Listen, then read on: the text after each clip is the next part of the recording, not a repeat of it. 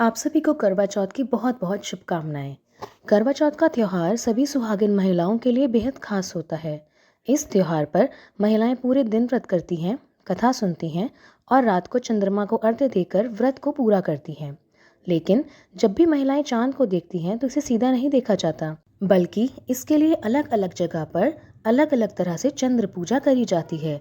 कहीं चांद को देखने के लिए छलनी का इस्तेमाल करते हैं, कहीं थाली में पानी भरकर इसमें चांद की परछाई का दर्शन किया जाता है और कई जगहें ऐसी हैं जहां पर चावल का घोल बनाकर चंद्रमा की आकृति को बनाया जाता है। जल चढ़ाकर उनकी परिक्रमा करी जाती है और इसके बाद चांद को देखा जाता है। लेकिन ऐसा आखिर क्यों किया जाता है, यह सवाल अक्सर हमारे मन में आता है। तो चलिए हम आपको इसकी जानकारी देते हैं। करवा चौथ पर जब महिलाएं व्रत रखती हैं तो व्रत पूर्ण करने के लिए रात का इंतजार करती हैं, क्योंकि यह व्रत चंद्रमा की पूजा के बाद ही पूर्ण होता है।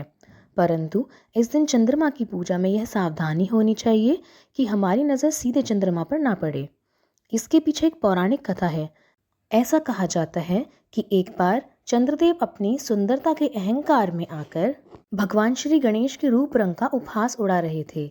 इस बात से क्रोधित होकर गणेश जी ने चंद्रदेव को श्राप दिया कि जो भी चौथ वाले दिन चंद्रमा को सीधा देखेगा उस पर कोई दोष या कलंक लग जाएगा, साथ ही वो अपमान का भागीदार भी कहलाएगा। तभी से चौथ के चांद को सीधा नहीं देखते हैं।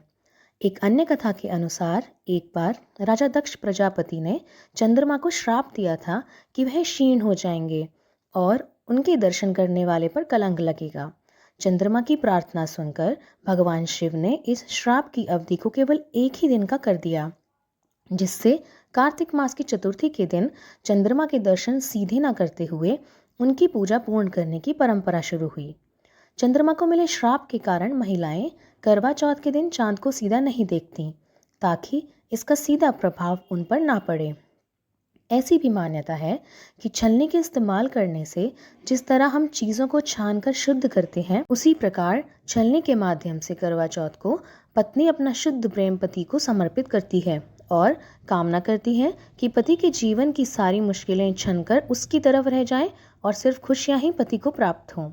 इसके साथ ही यह भी माना जाता है कि छलनी में जितने छेद होते हैं उसके द्वारा अपने पति को देखने पर उनकी उम्र भी उतनी ही लंबी हो जाती है।